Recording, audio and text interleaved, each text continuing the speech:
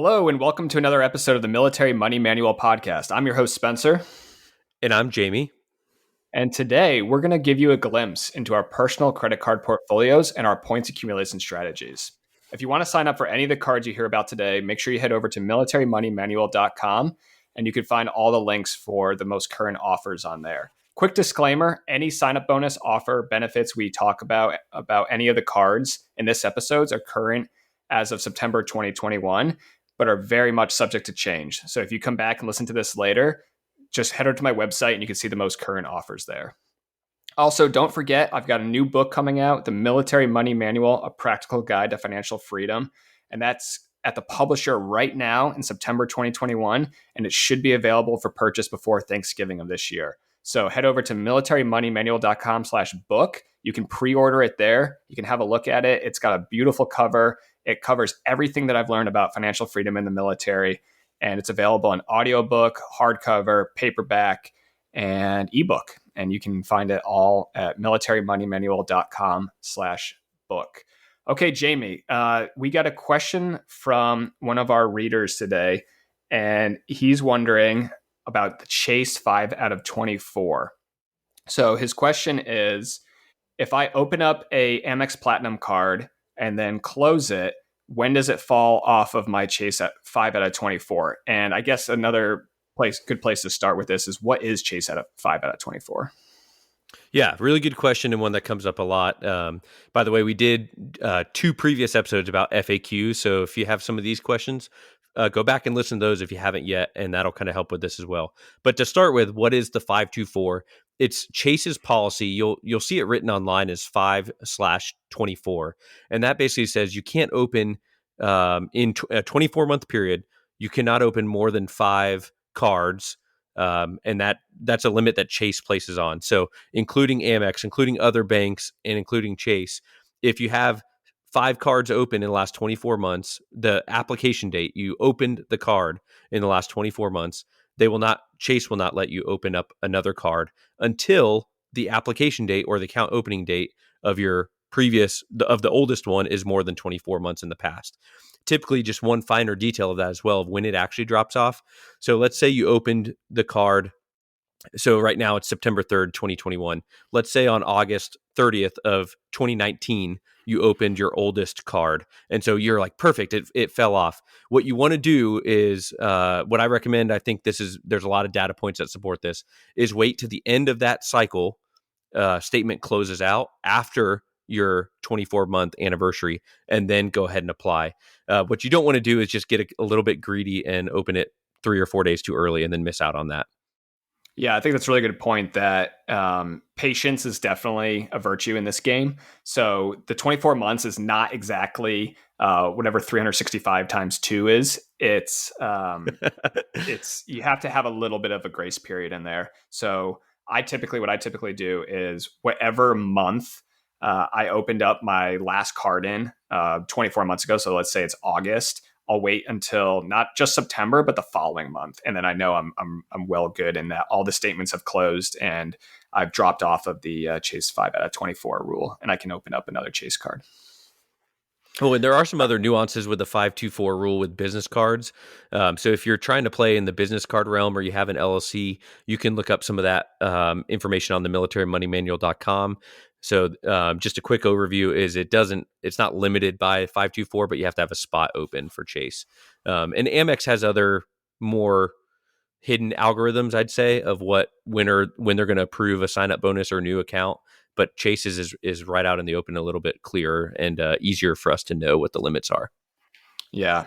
I've noticed that, especially American Express, it seems like they've been changing a lot of variables in their algorithm recently.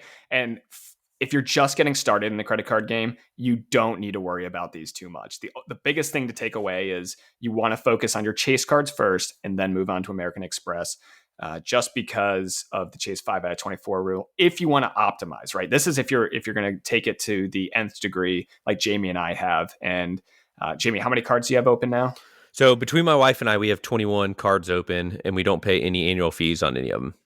Yeah, that's awesome. So as of this month, as of September 2021, my wife and I have 29 uh, credit cards open. And since 2015, we've opened up 43 of them. And so, you can do a little bit of math there. I've closed about 14 of the accounts. And I think I'm paying a $95 annual fee on one of my business cards. And other than that, I'm getting about $7,000 of annual fees waived. So one question, though, that always comes up, Jamie, and I think we should address this, is you've got 21 credit cards open. Your credit score must be trash. Is that true? No, it's not actually. So remember, a credit card, a credit score, if any of you guys have ever done any time listening to Dave Ramsey, is just a measure of how well you do debt. So if you're really good at the credit card game, it actually is a good way of doing debt to the banks and to the algorithms of a credit score. So what we really want to do is, we talked about last time, we want to make sure we're not paying any interest. We always pay off our account in full. We recommend setting up auto pay to make sure that you make your payment each month on time. But if you're paying interest and stuff like that, that's really what you want to worry about. Don't put more spending on there that you can pay off each month. But it doesn't really affect the credit score that much. It may drop a little bit right after you open up another account. And by a little bit, I mean like 3 points, not very much at all. There's some calculators online you can play with. Like, I think Credit Karma and a couple of sites like that have, like, if I open up another credit card, what's it going to do to my score? Or a credit card, what's it going to do to my score? So you can play around with it if you're interested, but it does not trash your credit as long as you pay off your bills on time, which, if you're not doing that, then you can stop listening now. We don't want you playing this game if you're going to rack up credit card debt. Yeah, that's right. Yeah. So 29 credit cards between me and my wife. My current credit score, I think, is 820, 830. And I think hers is almost perfect. I think it's 840 or even better, maybe in 850. Yeah, we're both, the only ding that I ever had was one time I missed a payment on one of her cards because I forgot to set up auto pay. And she has never forgiven me for it. And I actually got the credit card company to remove it from the credit report. And I was not allowed to open up any credit cards in her name for a couple of years after that. But besides that one ding, if you set up auto pay, you pay all your bills on time, the credit card companies will love to have you because they're making plenty of money off of other people. So, yeah, I've missed one too. So that's a good point. Give yourself a little bit of grace if you make a small mistake here and there, but have plans in place to avoid that. But I think my wife and I are right in the 820s. I think I'm like low 820s and she's high 820s. So it's there. And starting from where we started when we first got married, her credit score was not very good. So it's actually gotten better with the proof that we can be responsible with debt, basically. Yeah, exactly. Okay, well, so the focus of this episode, we're just going to kind of run through what credit cards do we have in our wallet, and some of our favorite benefits on those cards, the most recent cards we've opened, the next card that we're going to get, and then we're just going to do some rapid fire questions at the end and kind of talk about the different cards. Jamie and I, as you can tell, like we love the travel hacking game, and we're excited to share the possibilities of what you can do with these cards and where you can take this strategy, especially if you're in the military and you're getting all your annual fees waived. So that's all covered in my course, militarymoneymanual.com/UMC3, Uniform Mike Charlie 3. You can sign up there. And it's 100% free. I'll send you an email every day for 5 days, and I'll walk you through military travel hacking and signing up for your first card and getting your annual fees waived. So, Jamie, to get started here, let's run through. You want to run through your American Express lineup? I don't have it split by Amex, so give me a second. There may be some pauses there, but so for Amex, between my wife and I have a regular platinum, a vanilla platinum, and my wife has a platinum. I have a Schwab Mx Platinum. I have a Delta Reserve, and my wife has her own Delta Reserve. When I say my wife has, I mean her own account, not an authorized user or additional card member. Delta Reserve. I have a second Delta Reserve that I upgraded from a Delta Gold card. I have the Hilton Aspire Amex, and my wife has a Hilton Amex, the Hilton Aspire card. And then I have an Amex Gold card. My wife has an Amex Gold card. and I have an Amex green card, and that is our current Amex portfolio. So when you said, I got a couple questions after you went through that list right there. You said you were very specific in saying that your wife is not an authorized user on your account. Why is that? Yeah, I'm really just about maximizing benefits because she's a military dependent and enrolled in DEERS. She appears in the MLA database. That's the Military Lending Act, MLA, and we talked about that in previous episodes where the credit card companies like Chase and Amex apply the same active duty service member benefits to a military dependent as long as they're enrolled in DEERS and appear in the MLA database. Very important, like we talked about before. You have to double check the MLA database and make sure that everything in the military personnel system is showing there accurately. So Amex or Chase gets an accurate picture of the military dependent's status as well. So if you don't have their own, if the spouse doesn't have their own card, they're missing out on the benefits. They just have a card to swipe that can help accumulate points. But for example, on the Amex Platinum card, they're missing out on the $200 a year in Uber credits, and they're missing out on the $200 airline fee credit. And then right now there's $20 a month towards Audible or towards Peacock and things like that.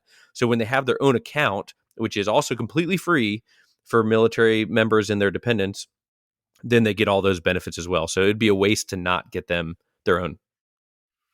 Yeah. And when you had your spouse open up her card, did you just have her go to AmericanExpress.com or go through MilitaryMoneyManual.com to open up the account, or did you refer her from your account? Yeah.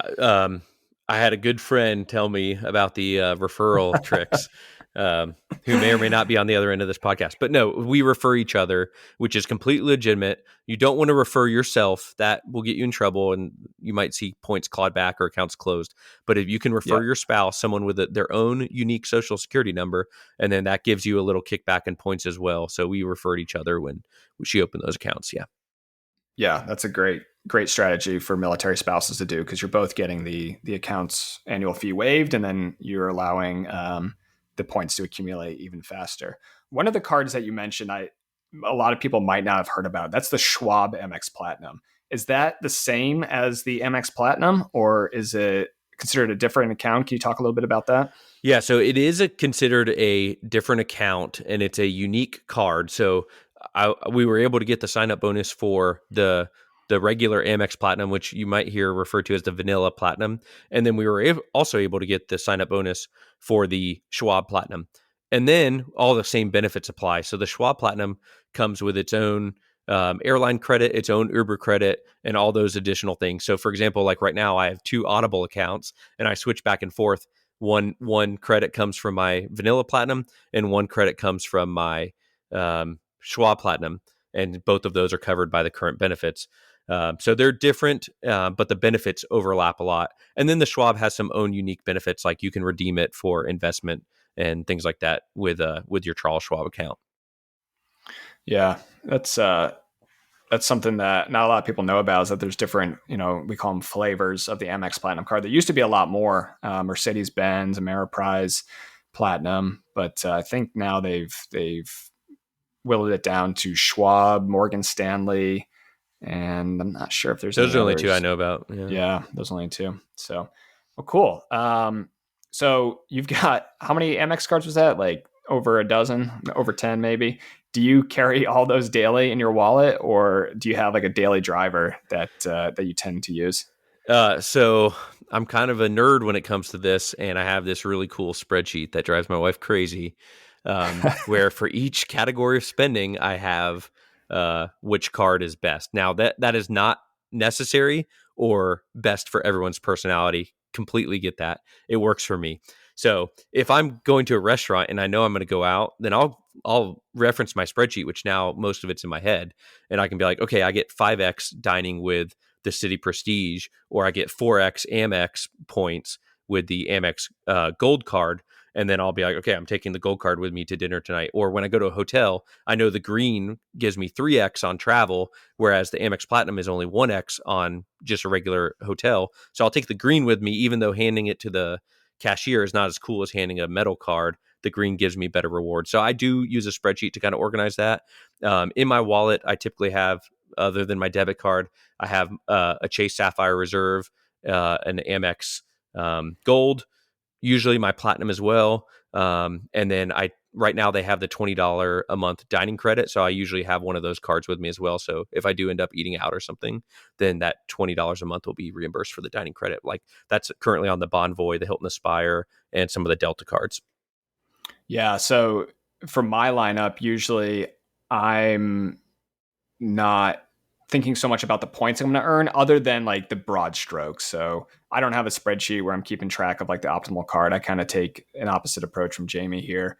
But I do know that, I'm going to use my Amex Gold card at the commissary and at Whole Foods because I'm going to get 4x points on US supermarkets. And I'm going to use it a lot of times when I go out to, eat or drink because it's on the gold card, I'm going to get 4x points. And, I really value membership reward points.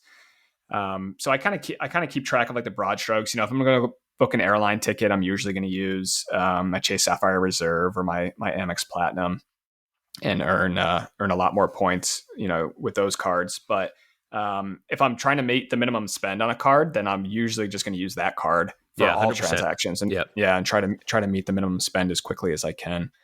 And yeah, I'm kind of the same way with my daily drivers. I got the Amex Gold card, I got my Chase Sapphire Reserve, and I've got my USA ATM card, so I can pull out cash if I need it. And then recently I've been carrying the MX Platinum card. And other than that, that's usually my lineup right there. Usually I try to keep a Visa or MasterCard because I've found that globally you get much better acceptance of those two brands, whereas American Express it's definitely widespread in the States now, but it still hasn't penetrated, every market overseas. Yeah, I actually funny story about that. So I try to do that too, but forget sometimes. The other day I was at Costco getting gas, and Costco only accepts Visa now. And one of the cards we were working on our sign up bonus was my wife's newest card is the Chase IHG Premier card. So we were working on the sign up bonus for that, but it's a MasterCard. So I'm at the pump Yeah. like swiping it, and it keeps getting denied, and I'm like, do they know that it's me and not my wife? Like, how is it keep getting denied? I obviously, just in case anyone cares, I obviously had her permission, but it's like one of those where it's nice to have a balance between the Visa, MasterCard, and Amex sometimes too, like you said. Yeah. One thing that, besides carrying the cards in my physical wallet, one thing that I also do is carry them in Google Pay. So I have an Android. So I load a lot of my cards, especially the ones that I don't use so often, but do have some benefits. Like right now, you were saying like the Marriott. Is it the Marriott and the Hilton are both doing the $20 on Yeah, so restaurants? we have it on our Marriott. It seemed like they targeted different audiences on it from what I could tell from data points online, but we got it from the Marriott Bonvoy. Both of our Hilton cards got it, and then both of our Delta cards got it. So that's 5 cards for us between the two of us that have $20 a month in dining credit. So $100 a month for free eating out. Cool. All right, sweet. You want to run through your Chase lineup, and Yeah. we'll talk about some of those cards. Okay, so for Chase, again, sorry, I didn't quite organize it by bank, so bear with me if there's any pauses. I have a Chase Sapphire Reserve, and my wife has a Chase Sapphire Reserve, or what you may hear us call that a CSR sometimes. I have a second CSR that I upgraded from a Chase Freedom, which is another good point we can maybe talk about afterwards. And then my wife has a Chase Southwest Priority card. I have a Chase Hyatt card, and my wife has a Chase Hyatt card. And then my wife has a Chase Freedom card, which we plan to upgrade for her to a CSR after a year. And then, like I said, her newest card is the Chase IHG Premier card. So that's our Chase lineup right now. Yeah, so let's talk about you. You mentioned that you have 2 Chase Sapphire Reserve cards. First of all, why? And second of all, how did you do that? Yeah. So it's kind of maybe a more advanced strategy. And so if you don't want to do that, that's fine. You're not going to, you will lose benefits, but you can still take advantage of your CSR benefits. But basically, it doubles the benefits that I get. So you don't get a second sign up bonus like we talked about last time in the previous episode. But I still get, for example, the Chase Sapphire Reserve has $300 a year in travel credit. And they're pretty generous with what they consider travel. What categorizes as travel. So now instead of just $300 a year plus my wife's $300 a year, I have another $300 a year in travel. So our first $900 a year on any kind of travel related expenses is covered by Chase for free. And I think, did you, oh, go ahead. Yeah, and I was just gonna say that's huge. I mean, if you're just starting out in the military, and especially on the enlisted or officer side, but you're not making very much money, and if you can have and a lot of times people in the military travel, because you're going to be stationed far away from your family, and so you're going to want to go home for Christmas. And if you can get $900 of travel completely covered by the credit card companies, why wouldn't you take advantage of that? And then that $900 that you would have spent on travel can now go into your Roth IRA. And all of a sudden, you're that much closer to achieving financial independence. Yeah, and the second part I think you asked was how did I do that? So what I did is I opened up a lower tier card. In this case, my second CSR came from the Chase Freedom card, and that's currently what my wife has right now. We're waiting for her 12 months to hit and then upgrade. And so you open a lower tier card, and it can even sometimes be one with no annual fee. And then you, after a year, you just call them, or depending on the bank, you might be able to do it online, but you just call Chase and say, I'd like to upgrade my Chase Sapphire, or my Chase Freedom to another Chase Sapphire Reserve, and they'll run through, the benefits and the legalese, and that you have to accept the terms and all that. And then it was approved over the phone. It took like 7 minutes over the phone for us to do it, and it doubles the benefits, like I said, and still no annual fee under the MLA. That's awesome. Yeah. You mentioned a couple hotel cards in there. A lot of people are familiar with the Marriott and the Hilton cards, but some of the smaller chains, well, they're growing rapidly. But Hyatt and International Hotel Group, or IHG, you mentioned those cards. What kind of benefits are you getting off of those cards, and why should people think about opening up not just the Marriott and Hilton cards? Yeah. So a lot of times, especially if you travel with a group, they're like, oh, I'm a Hilton guy, or your coworkers may always go towards Marriott or whatever. But it's nice to have options, because I'm sure we've all landed, if you've ever gone TDY or flown yourself somewhere and you land and there's no Hilton available. And so you got to start branching out. So it's nice to have a little bit of diversity, just like we talked about before with your investment portfolio, with your travel hacking portfolio as well. So I'm kind of newer to Chase, only in the last couple of years, but I'll say I've been very impressed with Chase hotels so far. A couple unique things about the card. First of all, it gives you a free night every year. So Did you say Chase hotels or Hyatt hotels? oh, sorry, Hyatt. I probably said Chase. Hyatt hotels. So the card from Chase gives you a free reward certificate at Hyatt each year. So because my wife and I each have one, that's 2 free nights at a hotel. Also, one quick note about Hyatt is that they are nice hotels, and their points valuation is just different. So when you see that a Hyatt hotel night might only be 5 or 15 or 25,000 points, whereas a Hampton Inn in the middle of nowhere for Hilton is going to be 25, 30, or sometimes 50,000 points. So it doesn't quite value the same in your brain. So it's just something to be aware of too. Yeah, I would say, just very loosely, Hilton points are the most worthless, then Marriott, and then IHG, and then Hyatt. I've seen Yeah. some really good redemptions on the Hyatt card, and I think you're actually allowed to transfer Chase Ultimate Reward points to Hyatt, and that's one of the best redemptions out there. My wife and I booked the Grand Hyatt Vail for Christmas this year, and we're really stoked about that. We don't stay at Hyatt's very often, but we've heard really good things about it, and yeah, it's a over $2,000 hotel stay that we booked purely on points. So you can get a lot of value out of Hyatt points. Yeah. The first one we stayed at was in Maui, I want to say.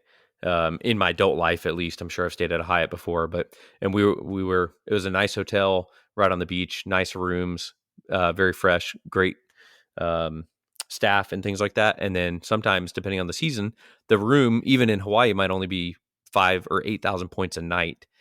So when you see a $30,000 point sign up bonus or whatever it might be right now, it may not seem like a lot, but you get a lot of value out of 30,000 Hyatt points. Yeah, that's definitely true. Okay, so we talked about American Express. We talked about Chase. Any smaller banks that you've got cards at that people might not be tracking that are also waiving annual fees for military? Yeah. So the one other one that we have is the City Prestige card. So I have one of those cards as well. That's on the short list for my wife. That one's really nice because they waive the annual fee. Citibank waives the annual fee for this one as well. And all it takes is a little email. It's the hardest, if you will, to get waived because it's not quite as automatic, but it was literally just sending an email. And Spencer has that template for an email template on the website. If you just look at like Citibank military cards. Yeah, if you go, I think it's City Military or City MLA, City Credit Cards MLA. I think if you Google that, I should pop right up. And and it is a little bit tricky. So besides the email, you also have to have a charge on the card in the month that your fee is going to post. So a lot of people, they just set up like a recurring donation, to their church or to their charity of choice, $5 or $10 a month or whatever. And then they just set it up on auto pay. And then that way they're not worried about not having a charge, during the month when their annual fee is going to post.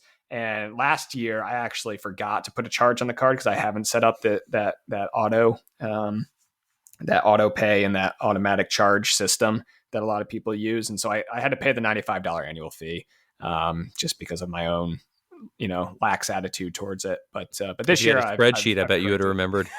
That's right. Yeah. If I'm keeping a spreadsheet, then I definitely would have remembered. That's cool. Yeah.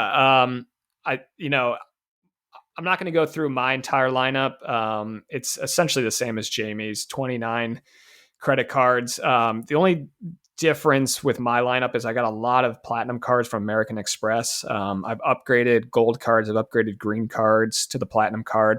And sometimes I've even gotten welcome bonuses for doing that. So the trick there to upgrade green and gold American Express cards to additional platinum cards, and I'm still getting the annual fees waived on them, but you want to move them to their own Amex login.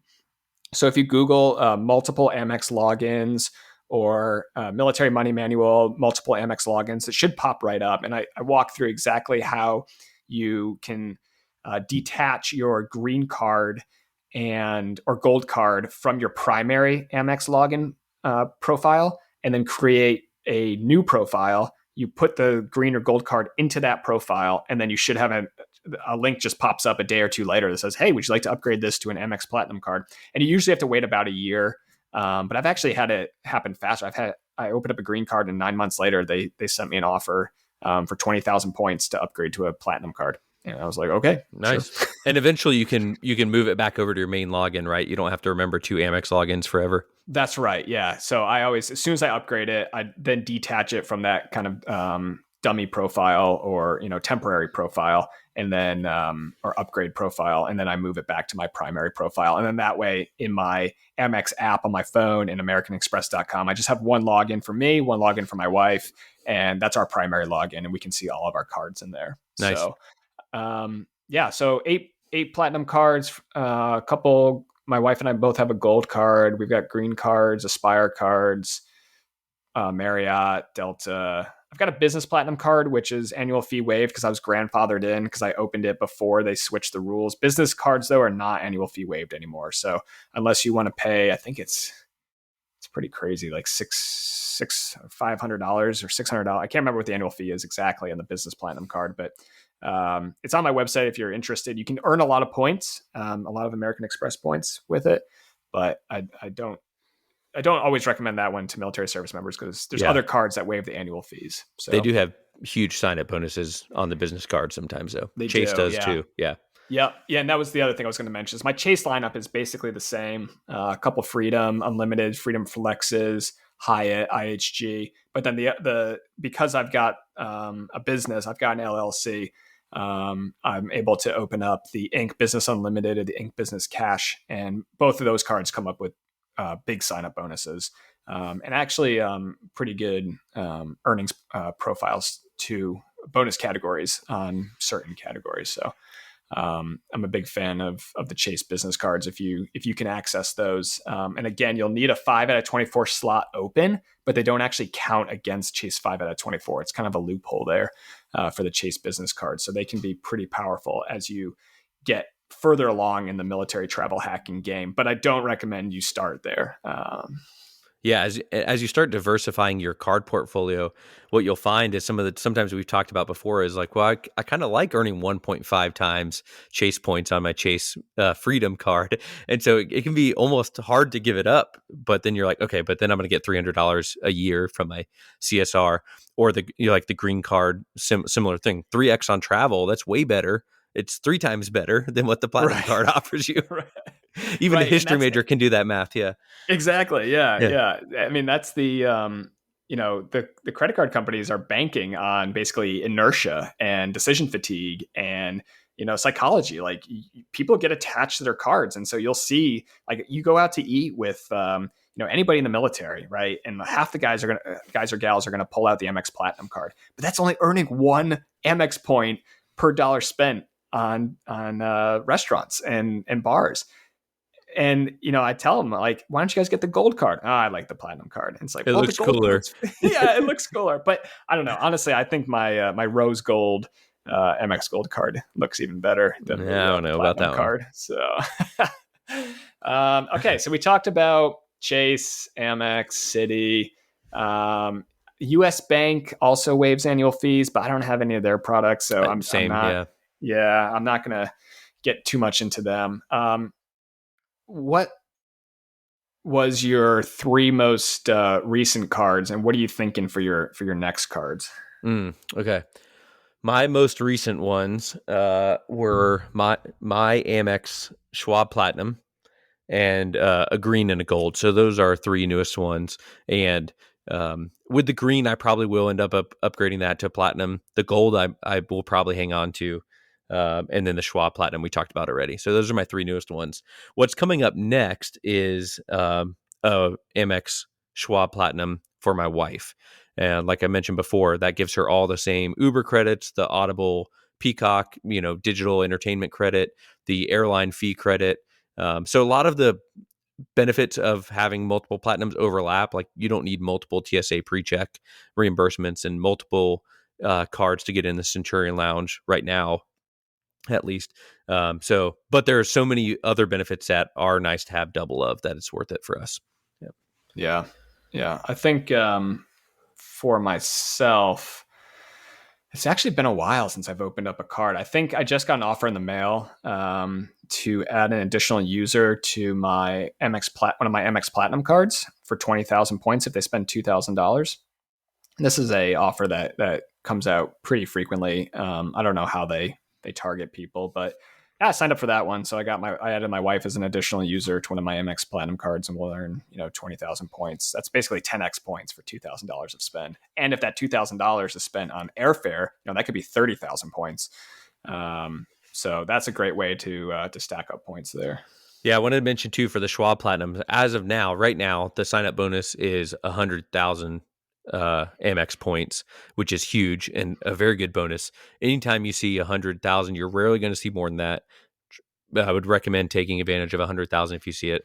On the Schwab, they're also offering 10x for restaurant spending in your first 6 months, which can be a big benefit as well. So that's what we're going to jump on next.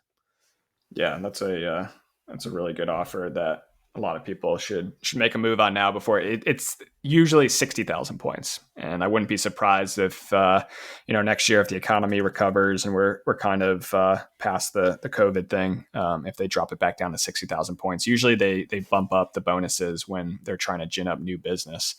And I think that's what's happening right now. All right. You want to do a couple rapid fire questions? Yeah, let's do it. All right. Why don't I ask you a couple of these, and then you can ask me a couple. Does that sound good? Yeah, sounds good. All right. What's your favorite benefit of the Amex Platinum card? The Uber credit. I like that. We can use it for rides. We can use it for meals. And like I mentioned before, if you have multiple platinum cards, you can stack it. And the gold card has, I think it's $10 a month on the gold card. So you can end up having a lot of cash in your Uber account each month with multiple cards. Yeah. Yeah, I'm gonna answer that one too. I think the Uber is good, like month to month. Like it's literally my wife and I get $100 a month, and we don't, that's like $400 5 meals, depending on how we split it up. But the Saks credit is actually really fun too. For Um, Saks Fifth Avenue. Saks Fifth Avenue. Yeah. That's right. Yeah. So it's $100 per card per account. So I've got 8 platinum cards. So we're getting every 6 months. I go there and buy a $400 gift card and just hand it to my wife, and she loves it. Like, she gets the shop at Saks Fifth Avenue for free, basically. Yeah. So it's $50 every 6 months on that one. But yeah. Yeah. Yeah, that's a good. And if you find the right salesperson at Saks, they can buy or they can do a split transaction. You can just get one gift card, and pay for it for $50 on each of your platinum cards. Yeah. One other quick one for the Amex Platinum. It's good for online purchasing because it has a good like return protection, or if you have something new and you drop it or break it in 90 days, I think it is the term.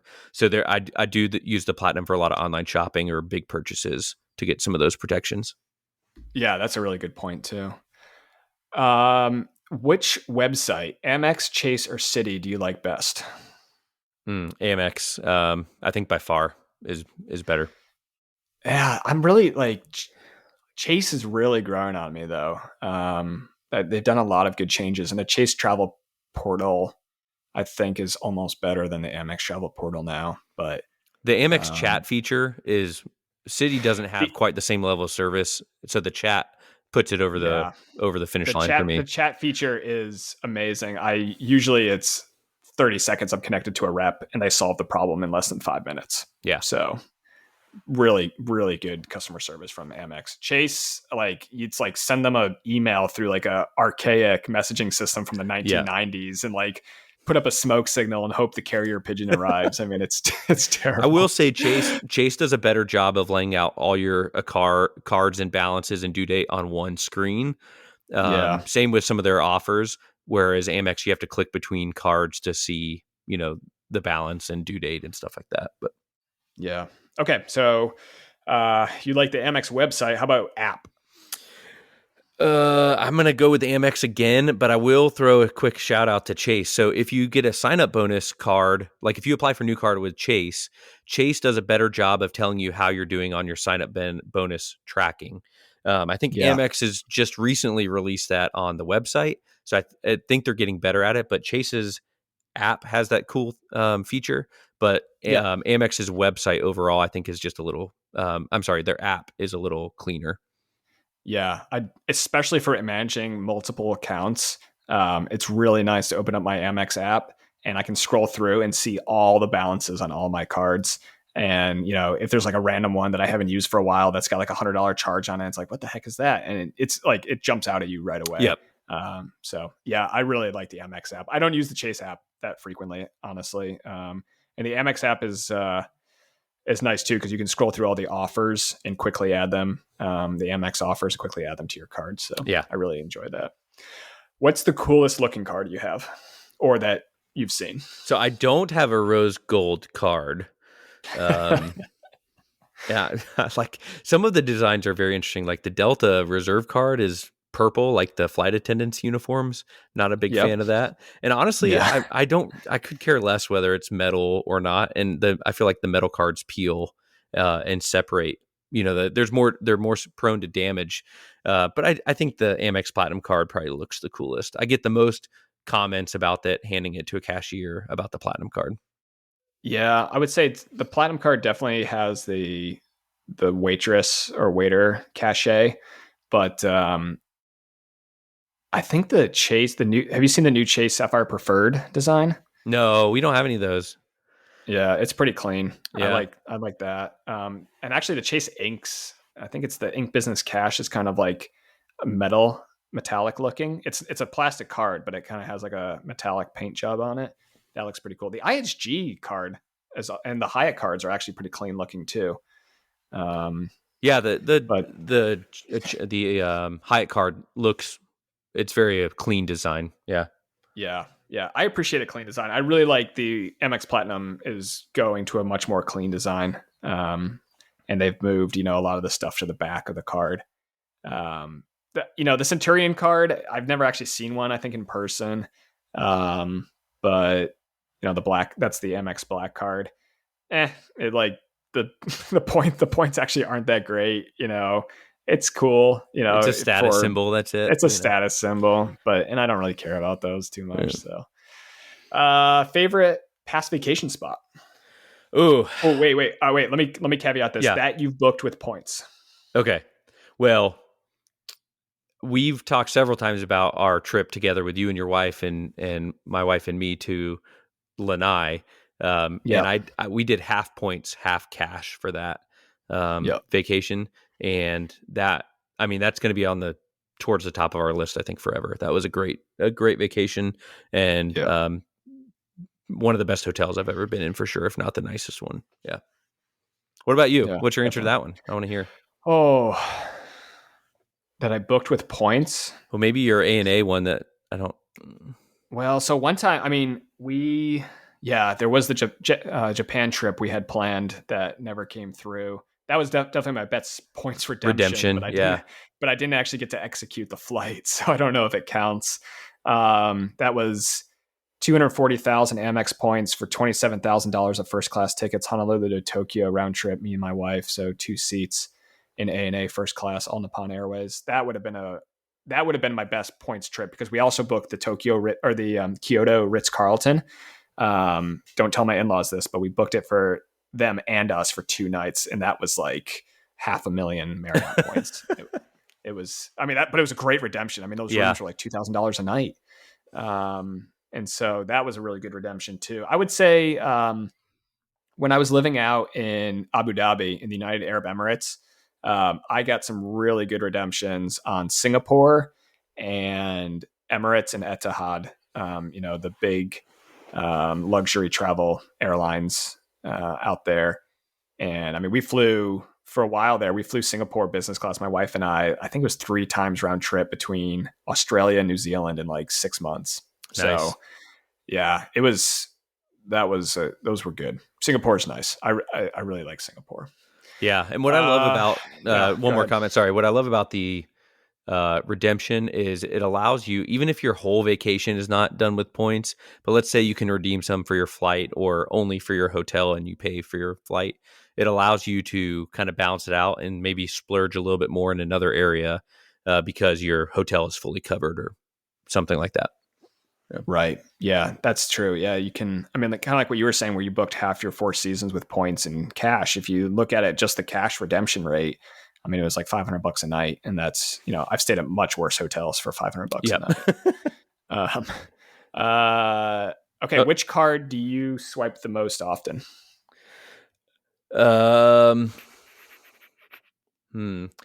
Probably or tap the Chase Sapphire Reserve right now, just because I have primarily because I have more Amex points, and so I'm trying to get my Chase points back up because we redeemed a little bit more Chase recently. So we're trying to get our Chase accounts back up. So I tend to use that one more if I'm not working on a sign-up bonus. Yeah, I would say for myself, Amex Gold is kind of my go-to. I use it for almost all my online shopping, which I know is not optimal at all. But I like earning Amex membership reward points. I'm going for $1 million. I'm almost there. I should actually have it in the next week or so. Nice. And then I'll have to figure out how to burn them. And then in person, usually I'm tapping the Amex Gold. My wife usually tends to use the Chase Sapphire Reserve. And so we kind of get a balance of, Amex and Chase points. Hey, you know what I heard? I heard flights from Montgomery to Honolulu are a really good Amex redemption. You should look that up.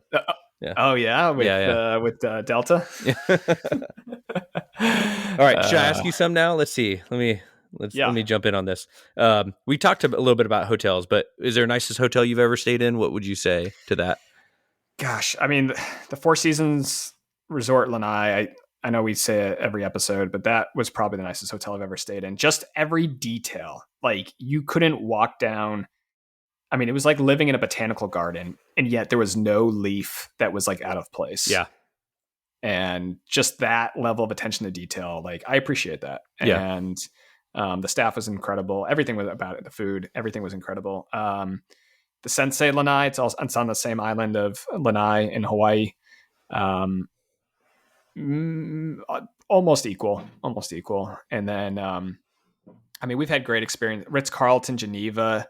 Fantastic, just absolutely one of the best hotels I've ever stayed in. When we arrived, I mean, the staff welcomed us like we were celebrities, but that like they were cool about it and they They knew must have us. heard your podcast. You are Yeah, a celebrity. And I mean, immediately upon check-in, we were offered a box of chocolates, and they were like, "Would you like to do a wine and chocolate tasting? It starts in 15 minutes." And we were just like, "Yeah, like that's like, thank you." That's Seems like such a amazing. small gesture. Like that's all it takes to win Spencer That's all over it is to offer takes. you some chocolate.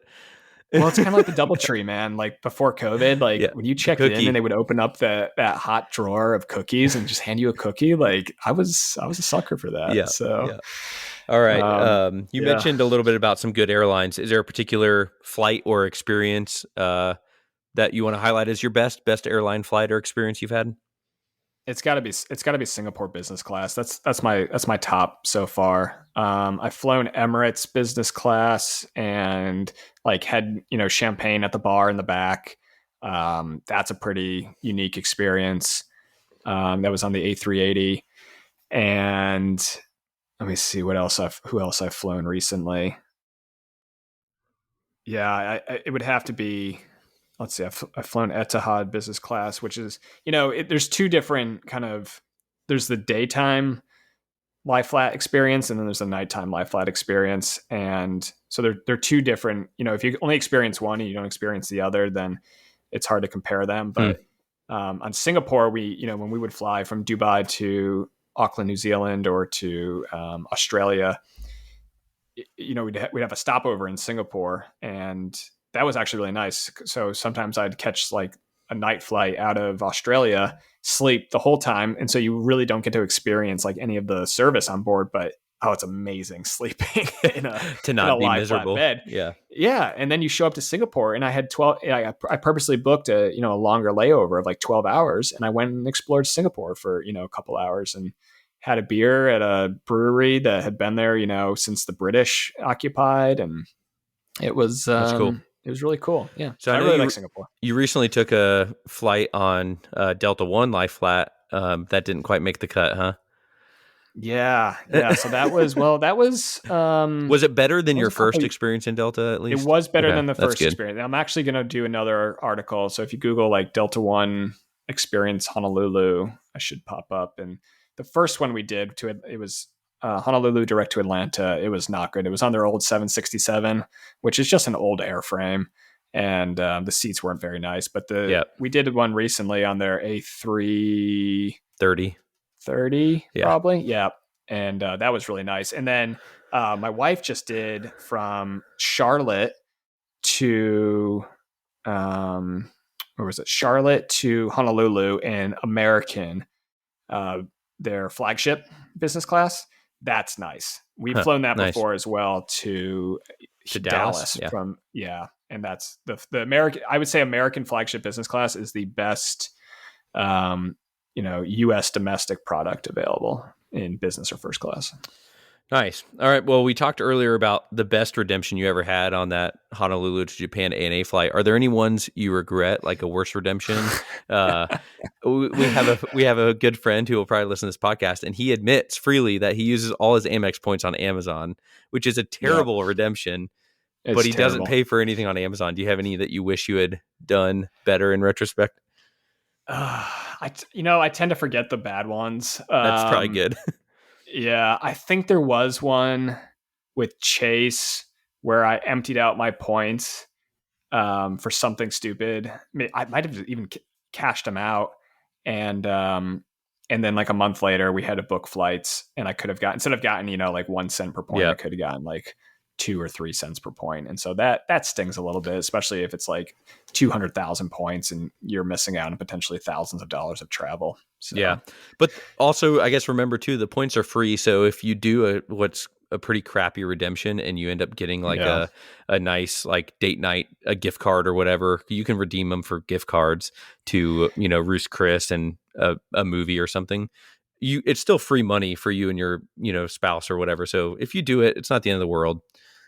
Yeah, I will say I've never redeemed for a gift card, so I am I have pretty not happy either. about that. Yeah. I did when I was first starting with the Chase Freedom card, right when I got into the military. I kind of went on a Dave Ramsey kick, and like right after college, I was like, I want to simplify my financial life, so I closed all my credit card accounts, and I went to a just debit card, and I think I eventually opened up a Chase Freedom card, and a couple times I used the points to like pay off the statement. And Oh yeah. I do kick myself about that, but I was not very deep into the game. I didn't really know what I was doing. I didn't know what was possible. I didn't know about the annual fee waivers for military. So it was, yeah, it wasn't optimal, but sometimes you gotta pay the price, and You live, you learn. today, like, There'll be some bumps yeah, in the road. Yeah, exactly. no big deal. Yep. All right. So a little different flavor of this one. What's your favorite financial podcast other than this one, of course, Oh man. All right. I don't actually listen to that many other financial What about other podcasts. podcasts if it's not financial? Yeah, I mean Tim Tim Ferriss. Ferriss. I knew that Yeah, the answer. Tim Ferriss. Yeah, I know you did. The Tim Ferriss show is big. Oh, I will. Okay, Mad Fientist. I think his is the Financial Independence podcast. He's not updating as much as he used to, but he's got a pretty good backlog or back catalog, and you can go listen to. He's got some big names on his podcast too. So madfientist.com is his website, and his is the Financial Independence podcast. The Dough Roller Money podcast with Rob Berger. I think he's still updating. No, his last episode was 2020. So looks like he hasn't done any in 2021, but he I mean, he's got some really good insights on his website, which he's since sold. But his podcast, he still hosted for a long time. I think just because he enjoyed it. So that's the Dough Roller Money podcast. Tim Ferriss, huge influence on me. And then, his 4 hour work week kind of led me to build a website. And he has he's got Arnold Schwarzenegger and Hugh Jackman on his podcast. Yeah. So, yeah, I mean, we asked Hugh to come on ours, but no, We're still waiting for a I'm sure. response. Yeah. Yeah, no, You know what? I bet he would. He would probably respond. He's a nice guy, or he seems like a nice guy. So All right. he's The last one I have is so you mentioned earlier your book is coming out. Before we review that one more time, what's your favorite book about personal finance that, of course, you haven't written yourself? Yeah. So I think the two right now that I'm recommend. It depends on where you are in your financial journey. Yeah, good point. I would say if you're just getting started, or if you're kind of in that intermediate level, Psychology of Money by Morgan Housel. It's just it just summarizes every other finance. Like, as I was listening to it, I was like, oh yeah, I remember hearing about this in Little Book of Common Sense Investing or Random Walk Down Wall Street, or it's like every other financial book consolidated into one. And the way he breaks it up into, I think it's like 20 chapters, and like each kind of stands on its own. And his conclusion is the same as mine, which I write about in my book, The Military Money Manual, which is available at militarymoneymanual.com/book. But the conclusion is the same, that it's financial freedom. That's the ultimate goal. And any other like sub goal is really just a sub goal of that goal of one day that you can do what you want to do with your time. And of course, this is because, we live in the West and we have, incredible material abundance, but that doesn't, even if you achieve financial freedom, right, and you get to choose what you do, a lot of people choose to continue helping people. Yeah. And, but if you have that freedom and you don't have to go to a certain job to earn a paycheck, and your money earns money and pays for your lifestyle, it's Psychology of Money, Morgan Housel, fantastic book. The audiobook is really good. I think it's only like 6 or 8 hours long or something. You can do it in a week, if you got a 30-minute commute. Yeah, it's a good one. Yeah. And if you use your Audible credit from your Amex Platinum. Exactly. Yep. And then the other one that I recommend is, if you're a little bit further along, especially if you're kind of like me and Jamie, where you're naturally frugal, you don't like to spend money, and you've kind of got the game figured out. Like, you're on this trajectory, and you can run the numbers and say, to your spouse, honey, like, probably in the next 10 years or 20 years, we're going to be financially independent, barring any, major, personal setback. But the math is just math. Compounding interest goes to work, and it works. And so one of the books that kind of shook me out of, I would say, like the boring middle of financial independence, while you're kind of, there's the exciting part right in the beginning where you figure out, oh, I can pay off my debt. Oh, I can, increase my savings rate to 50%. And honey, we can be retired in 17 years. This is fantastic. And then 10 years into it, you're like, okay, like, still 70 years away from retirement, but we're on this track and we're going to do it. But the book that kind of shook me out of that was Die with Zero. And it's it's purposely a very clickbaity title. But it's written by a guy who was a some kind of like oil, gas, commodities trader, multi-millionaire, if not billionaire.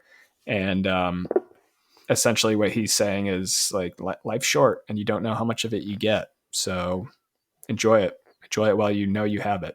Yeah. And so, yeah, that's kind of like, if you're in debt, you don't need to read Die with Zero because you're probably already there. But yeah, those are two of my favorite. Let me turn it around real quick though and say, what are your financial podcasts that you're listening to? Obviously, other than the Military Money Manual podcast. So you can pull it up on your open it up on your Apple Podcasts. That's what I had to do too. Let me start with the books though. I would say on podcasts though, I don't listen to a lot of financial podcasts. I listen to more of leadership. I do a lot of leadership podcasts, and that's pretty much what dominates my my library on the podcast app. Any ones that jump out that you like? I don't listen to any leadership podcasts other than occasionally if Tim Ferriss has kind of like a icon of leadership on there. Yeah, I think my favorite one is the Craig Rochelle leadership podcast, and he's a pastor of basically, I think it's probably the largest mega church in America, but Life Church that's based out of Oklahoma with like 1 million locations or something like that. And he just the way that he speaks and the way that he can break down complex subjects into digestible, practical application is really, really good. So I think that one, the Craig Rochelle leadership podcast is a go-to in my library, but I have so many of them. Yeah. Oh, one other one that I didn't mention, but I would feel bad if I didn't, is the Sam Harris podcast. And that's, again, like, I don't know about you, Jamie, but like for me, kind of, there was that initial excitement for the first couple of years about learning about financial independence and, how to automate your finances. I Will Teach You to Be Rich with Ramit Sethi. Yep. And like, I want to share that excitement with, new military service members who don't know about it. And that's why I wrote this book. But once you've got it figured out, like there's so many other things, to be curious about and to explore and to, develop in your life. And I think like one of the great things about, being on the path to financial independence or achieving financial independence is it frees up your brain to focus on so many more interesting things, right? Because finances, it's just numbers, it's just math. And if you automate it, then like, somebody asked me the other day, like, well, how do you pick your investments? And it's like, I picked my investments 10 years ago and now I just throw money into them. And every year I make more and more money. And I literally spend 0 minutes a year managing my finances or managing my investments, a little bit managing, where my money's going and stuff. Mm-hmm. But I don't do any research, it's VTSAX and chill.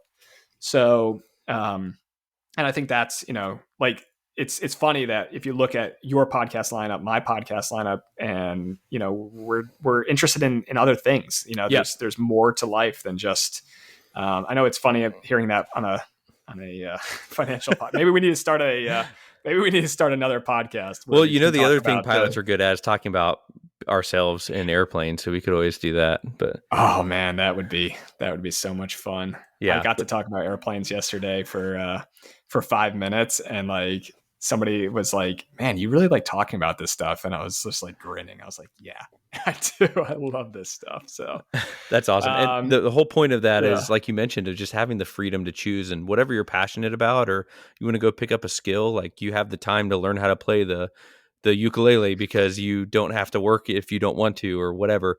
Right. So that's, yeah, it's cool to be able to have enough freedom to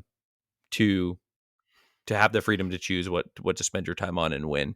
Especially like we have 3 kids. My wife and I have 3 kids, and so not having to worry about some of that stuff just allows me to be more engaged as a dad, as tough as that is sometimes. Yeah. Yeah. Well, you're doing the Lord's work over there, literally. So, but okay. Well, I think that was another great episode in the can, as they say. One final reminder. So I've got this Military Money Manual book coming out in a couple weeks. You can pre-order it now, militarymoneymanual.com/book. And I've actually already had 2 pre-orders, so I'm stoked. And I know that doesn't sound like a lot, but I haven't been advertising at all, really. And other than through this podcast. So I'm really stoked to already see some pre-orders coming in. And anything you want to share before we say goodbye? Yeah, just one more reminder. We talked a lot about specifics of credit cards today, so just remember for the latest offers to check out the current post on the militarymoneymanual.com if you're not listening to this in September 2021, if you're pulling it up a couple years later or whatever, because things do change. But that's it. Yep, great. All right. Well, I hope you learned something about military travel hacking from me and Jamie's card portfolio. Kind of talked about our strategies and what our favorite cards are. And until next time, this is the Military Money Manual Podcast.